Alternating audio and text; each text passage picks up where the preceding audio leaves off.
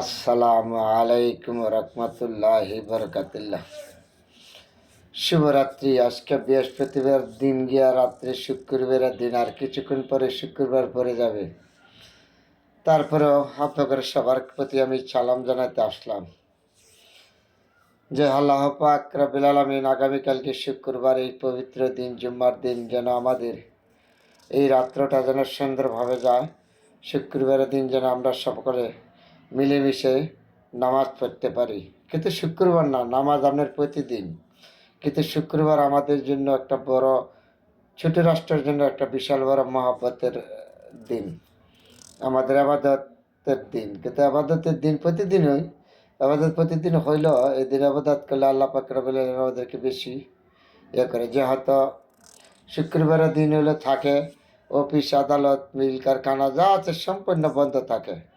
বন্ধ থাকার পরে এই দিন আমাদের সম্পূর্ণ পারিবারিক কাজ, সাপ্তাহিক কাজ, বিভিন্ন কামকর্ম আছে। আমাদের সবাই বাসা বাড়ি থেকে থাকি, আত্মীয় স্বজনের যাই, বেড়াই, কাউকে দাওয়াত দিই। আমরা কিন্তু প্রোগ্রাম অনুষ্ঠান করলে শুক্রবার দিন করি। শুক্রবারে কোনো জায়গায় যদি কোনো কিছু ভালো পবিত্র কাজের জন্য যাই, তারপরে আমরা শুক্রবার দিন ডেট ফেলাই, শুক্রবার দিন যাব আল্লাহ যদি বাসায়। এরকম প্রোগ্রামগুলি আমরা করি। কারো কাছে দাওয়াত খেতে যাই বা কাউকে দাওয়াত দিই। এভাবে শুক্রবার বেছে নেই আমরা সবচেয়ে বড়। তারপরে আল্লাহ পাক রব্বুল আলামিন যেন এই রাত্রটা সবার সুন্দরভাবে যায়। শীতটা একটু বেশি পড়ে গেছে। তারপরে যারা বৃদ্ধ মানুষ তাদের একটু কষ্ট বেশি হচ্ছে, শিশু বাচ্চাদের কষ্ট হচ্ছে। অত শহরে তো এরকম শীত নাই, গ্রামের ভিতরে একটু প্রচুর শীত আছে, একটু বেশি শীত পড়ে গেছে গ্রামে। যেহেতু গ্রামের বৃদ্ধ মানুষগুলো একটু কষ্ট হচ্ছে, শিশু বাচ্চাদেরও কষ্ট হচ্ছে। যাই হোক, কষ্ট আমাদের হবে। একটু শীতের দিন শীত থাকতে হবে, গরমের দিন গরম থাকতে হবে।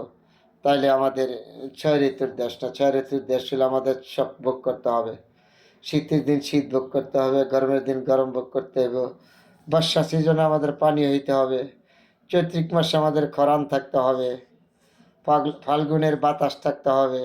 এগুলি নিয়েই আমাদের বাঙালিদের জীবন। কারণ বাঙালি মানুষ তো আমরা সবসময় আমরা এই লাল সবুজের পতাকার নিচে বসবাস করি। আমরা যাতে বাঙালি, যে আমরা সোনার বাংলাদেশের মানুষ, এই দেশের মানুষ আমরা। এমন একটা দেশ, এই দেশের পতাকার সাথে কোনো দেশের পতাকা মিল নাই। এত সুন্দর একটা শব্দ সোনার বাংলাদেশ। আমরা সোনার বাংলাদেশের বাঙালি, আমাদের অনেক গর্ব আছে, গর্ব নিয়ে আমরা যেতে পারি। তারপরও বন্ধুরা, এই পবিত্র শুক্রবারের দিন আর অল্প কিছুক্ষণ পরে পরে যাবে। সবার জন্য দোয়া শুভকামনা রইল। আলহামদুলিল্লাহ।